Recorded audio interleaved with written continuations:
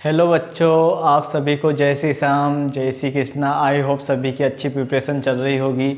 और इसी सीरीज को आगे बढ़ाते हुए अभी तक अपन ने लगभग बहुत कुछ कवर कर चुके थे। और जो मैंने बुक स्टार्ट करी है ग्रेजुएशन वाले पार्ट से, एलपीपी वाली में, जिसमें अपन ने लगभग 3 या 4 टॉपिक लगभग अपन ने अच्छे से कंप्लीट कर चुके हैं। उसके बाद अब जो टॉपिक लिया हुआ है लगभग एक क्वेश्चंस 100% मान के चलो इस टॉपिक से। और जो मैं पढ़ा रहा हूँ ना, लगभग हर जो भी जितना भी पढ़ा दे उसमें से मतलब आने लायक पूरी संभावना क्वेश्चंस मिलेंगे तुम्हें। तो जो क्विक रिवीजन में जो भी मुझे लगेगा इम्पोर्टेंट है मैं पूरा एक्सप्लेन करूँगा और प्लस अच्छे से उसको मैं नोट डाउन करके तुम्हें समझाऊँगा, ताकि तुम्हें दिक्कत नहीं आए और रिवीजन भी हो जाए। और प्लस जहाँ पर तुम्हें अगर दिक्कत आए वहाँ पर कवर हो जाएगा वो पार्ट यहाँ से अपन समझ के। तो ध्यान देना, सबसे पहले जो अभी तक मैंने पढ़ा चुका हूँ वापस रिपीट कर रहा हूँ। अगर जिसको पढ़ना है पिछले 2 पार्ट देखे, पार्ट फर्स्ट और पार्ट सेकंड। पार्ट फर्स्ट और पार्ट सेकंड में मैंने एलपीपी बुक ही लिया था और इसी आगे पार्ट बढ़ाते हुए एलपीपी के जो कुछ टॉपिक बचे रहे अपने पास सारे टॉपिक कराऊंगा। लगभग जितने पार्ट में बने अपने सारे कंप्लीट में कराऊंगा। फिर उसके बाद मैं दूसरी बुक लूँगा ताकि अपना पूरा एक बुक का मतलब पूरा मैटर कवर हो जाएगा। फिर उसके बाद ये एलपीपी ख़त्म होने के बाद फिर वो थ्योरम वाली बुक कोई सी भी मैं ले लूँगा, ताकि वहाँ से भी अपने पास वेटेज अच्छा मिल जाए क्वेश्चंस का। तो ध्यान देना, सबसे पहले जो अभी तक पढ़ चुके अपन मैंने एलपीपी में 2 पार्ट करवा दिए हैं। जो पढ़ लिए अपन ने, ध्यान देना क्या क्या पढ़ा है। सबसे पहले ग्राफिकल मेथड पढ़ाया था मैंने। ग्राफिकल मेथड के बाद आधारी हल पढ़ाया था। आधारी हल क्या होते हैं सब कुछ बता दिया था। उसके बाद मैंने पढ़ाया था अवमुख समुच्चय, वेरी इंपॉर्टेंट है, कॉन्वेक्स सेट्स, जहाँ से 1 या 2 क्वेश्चन आने की वेरी संभावना है, बहुत ज़्यादा संभावना है। फिर उसके बाद बात करी थी सिंप्लेक्स मेथड, जिससे 1 या 2 क्वेश्चंस हर बार लगातार पेपर में बन रहा है और वो जो मैंने पढ़ा दिया सफिशेंट है। अब बात करते हैं परिवहन समस्या, है ना। अब बात करेंगे बेटा परिवहन समस्या, या इसको बोलते हैं वितरण समस्या। परिवहन समस्या का मतलब क्या होता है एक्चुअली में, कि जो कोई वस्तु है, एक वस्तु को विभिन्न स्थानों पर उपलब्ध है। मान लो कोई एक वस्तु है विभिन्न स्थानों पर उपलब्ध है, तो वहाँ से विभिन्न मांग वाले स्थानों पर, वहाँ से जो विभिन्न मांग होगी वाले स्थानों पर पहुँचाने की न्यूनतम लागत ज्ञात करना। तो कहने का मतलब क्या है कि जो वस्तु को अपन पहुँचा रहे हैं तो मिनिमम लागत अपने को, मिनिमम कॉस्ट क्या होगी वो अपन को बताना है परिवहन समस्या में। तो अब क्वेश्चन यहीं से बन सकता है कि परिवहन समस्या का उपयोग किया जाता है तो किसके लिए किया करते हैं अपन, न्यूनतम लागत ज्ञात करने के लिए। सबसे पहले जो मैट्रिक्स बनेगी, है ना, डेफिनेटली इसमें मैट्रिक्स बनती है अपने पास। देखो सवाल कोई नहीं पूछेगा, बाकी जो इनके जो कॉन्सेप्ट है, क्या क्या मेथड है, क्या क्या अप्लाई होते, वहाँ से क्वेश्चंस बनते हैं। तो जहाँ से वहाँ क्वेश्चंस बनेगा मैं डेफिनेटली पूरा एक्सप्लेन करके बताऊंगा। अगर मान लो इसका सवाल आ रहा होता तो मैं इसका सवाल बताता, लेकिन सवाल से मतलब नहीं, कुछ बातें हैं परिवहन समस्या की, उसको अच्छे से समझेंगे। फिर उसके बाद अपन दूसरे टॉपिक से पढ़ेंगे, दूसरे टॉपिक में चलेंगे। तो ध्यान देना, न्यूनतम लागत ज्ञात करना होता है परिवहन समस्या का जो अपन हल करते हैं। तो जो मैट्रिक्स है, मैट्रिक्स को बोलते हैं अपन प्रभाविता या लागत मैट्रिक्स। जो परिवहन मैट्रिक्स को बोलते हैं, परिवहन समस्या की मैट्रिक्स को बोलते हैं प्रभाविता या लागत मैट्रिक्स, नाम पूछ सकता है। उसके बाद जो लागत मैट्रिक्स हमेशा किस में बनेगी, वर्गाकार या आयताकार रूप में बनती है। तो ध्यान देना कि जो मैट्रिक्स है, मैट्रिक्स का नाम क्या है, प्रभाविता या लागत मैट्रिक्स है। और जो मैट्रिक्स बनेगी वो क्या होगी, वर्गाकार या फिर आयताकार होगी। अब उसके बाद बात करता हूँ जो मैथमेटिकल फॉर्म होती है। मैथमेटिकल फॉर्म क्या होते हैं, अपन देखो परिवहन समस्या पढ़ रहे हैं तो किसके लिए बात करेंगे, न्यूनतम के लिए। और ध्यान देना, पिछले लेक्चर में मैंने पढ़ाया था सिंप्लेक्स मेथड। तो सिंप्लेक्स मेथड कैसे सोल्व होता है, उसके लिए अधिकतम होना चाहिए, यानी कि जो उद्देश्य फलन होना चाहिए मैक्सिमम में होना चाहिए। और यहाँ पर उद्देश्य फलन किस में है, मिनिमम में है। इसका जो मैथमेटिकल फॉर्म होता है समेशन i = 1 से लेकर m, समेशन j = 1 से लेकर n, Cij डॉट xij। तो इसका जो मैथमेटिकल रूप पूछ सकता है। बाकी xij कहाँ से कहाँ तक इक्वल टू ai होगा और xij इक्वल टू क्या मान लिया मैंने, bi होगा। और यहाँ पर Cij को बोलते हैं अपन लागत, कॉस्ट, और xij जो भी वैल्यू होगी वो जीरो से ग्रेटर देन होगी। तो एक्स आई जे का मैंने लिख रखा है कि एक्स आई जे एक स्थान से दूसरे स्थान पर भेजे जाने वाले सामान की मात्रा। तो एक्स आई जे किसको डिनोट कर रहा है कि एक स्थान से दूसरे स्थान पर भेजे जाने वाले सामान की मात्रा कितनी बताता है। अब सबसे पहले बात करेंगे, ये तो मैथमेटिकल नॉर्मल अपन को याद होना चाहिए। अब बात करेंगे विधि की। मेथड क्या होगा, मेथड कौन कौन से जिससे अपन परिवहन समस्या को हल कर सकते हैं। तो यहाँ से क्वेश्चन बन सकता है, तो प्रारंभिक आधारित सुसंगत हल ज्ञात करने के, इसमें भी अपन प्रारंभिक आधारित सुसंगत हल प्राप्त करेंगे और जब तक सुसंगत हल प्राप्त नहीं हो जाएगा तब तक अपन परिवहन समस्या को करते रहेंगे। तो सबसे पहले विधि आती है उत्तर पश्चिम कोने वाला नियम, है ना, जहाँ से अपन उत्तर पश्चिम लेके जो कोना रहता है उसको लेते हुए सोल्व करते हैं, इस मेथड में अपन परिवहन समस्या को करते हैं। दूसरा है न्यूनतम लागत विधि। नाम पूछेगा, नाम ध्यान में रखना कि परिवहन समस्या की कौन कौन सी विधि है तुम्हारे सोल्व करने की।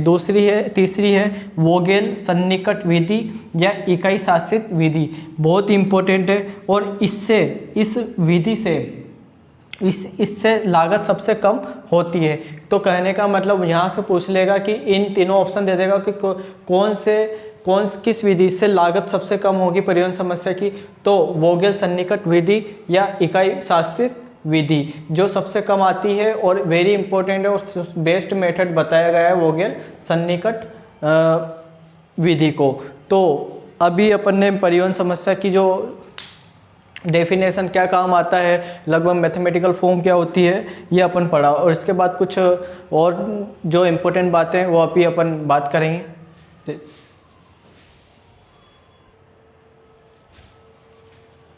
हाँ, तो अभी अपन ने परिवहन समस्या की जो बेसिक डेफिनेशन है और कहाँ पर यूज आता है और इसके क्या मेथड होते हैं अभी सब अपन ने जान लिया है। फिर उसके बाद यहाँ से जो ये अपने पास यहाँ से डेफिनेटली एक या दो क्वेश्चंस आने की संभावना है। जो मैंने सारी बातें लिखी है सारी इम्पोर्टेंट है, तो ध्यान से समझना और अच्छे से याद करना इनको, है ना। सबसे पहले जो होता है, पहला आता है अपने पास संतुलित परिवहन समस्या कब होगी, इम्पोर्टेंट है। यहीं से पहला क्वेश्चन बन जाएगा कि परिवहन समस्या संतुलित के लिए क्या कंडीशन होती है। तो संतुलित परिवहन समस्या के लिए कंडीशन होती है बेटा, और मांग बराबर क्या होनी चाहिए, उपलब्धता। तो यानी कि जो अगर परिवहन समस्या में मांग बराबर उपलब्धता है तो परिवहन समस्या संतुलित होगी। अगर मांग और इज नॉट इक्वल टू उपलब्धता है, यानी मांग उपलब्धता बराबर नहीं है, तो परिवहन समस्या संतुलित नहीं होगी। तो आवश्यक व पर्याप्त प्रतिबंध है। परिवहन समस्या का सुसंगत हल होने के लिए आवश्यक व पर्याप्त प्रतिबंध पूछ लेगा कि क्या कंडीशन होगी, मांग बराबर उपलब्धता। दूसरी बात करता हूँ मैं, जो अपने पास परिवहन समस्या जो होती है m इंटू एन में, यानी कि m को तो बोलते हैं अपन पंक्ति, ये तो होता है पंक्ति, और n को बोलते हैं स्तंभ, है ना।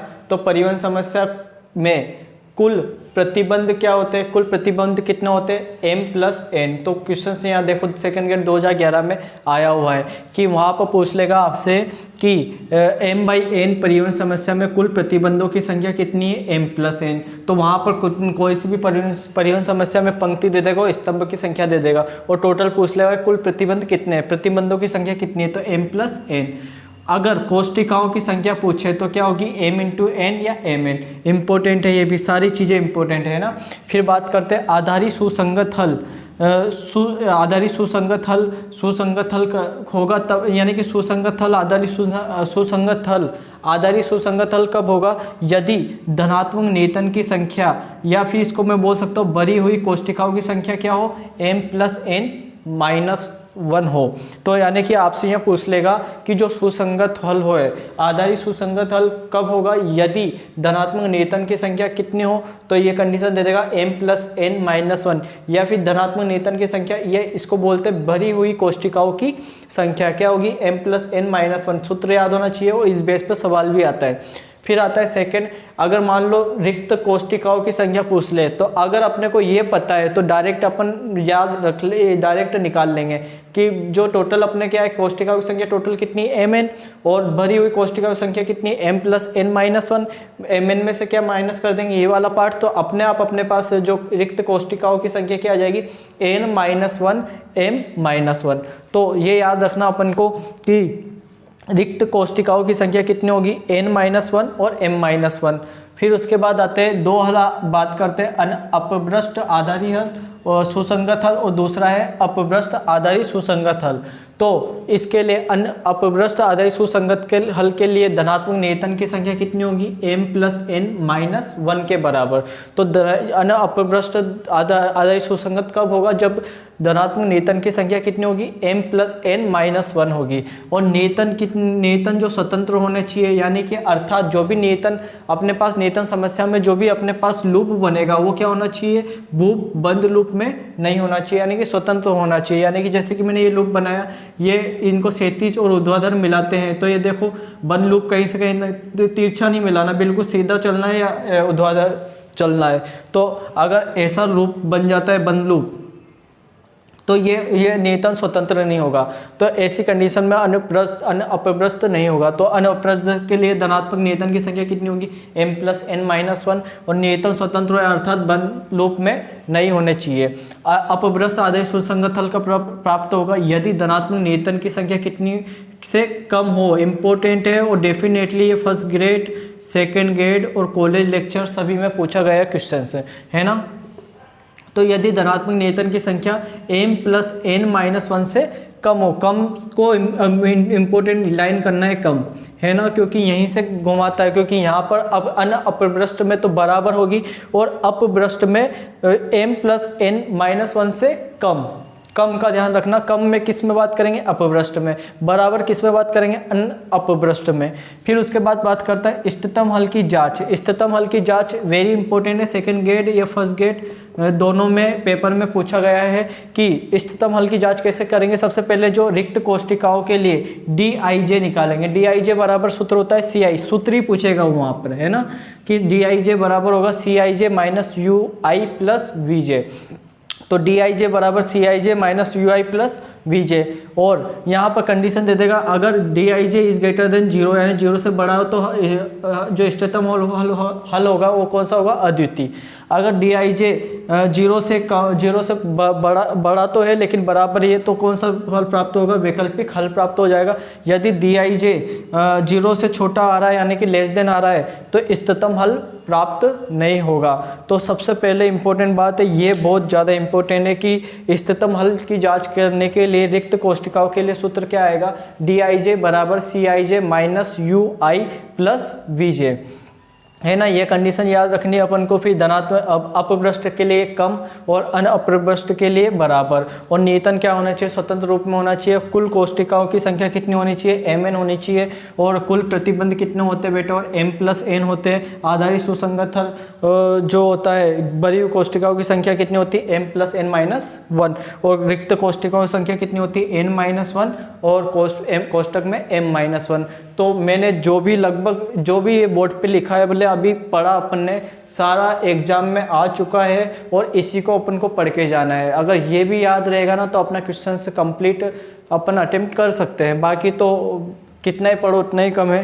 तो जो जो इम्पोर्टेंट थी सारी बातें मैंने लिख दी है और अच्छे से एक्सप्लेन कर दिए। बाकी आपको याद करना है और इनको अच्छे से पढ़ के जाना है। बाकी जो नेक्स्ट लेक्चर में अपन जो बच रहा है पार्ट, जैसे कौन सा वाला नियतन समस्या है, असाइनमेंट प्रॉब्लम्स, फिर उसके बाद कौन सा ड्यूअलिटी जो नया चैप्टर जुड़ा है, वहाँ से वो ड्यूअलिटी वाला से 2 क्वेश्चंस डेफिनेटली बनेंगे। तो ड्यूअलिटी वाला अच्छे से मैं पढ़ाऊँगा, तो हो सकता है इसके बाद ही ले लूँ, बाकी का नेक्स्ट क्लास में। Thank you very much.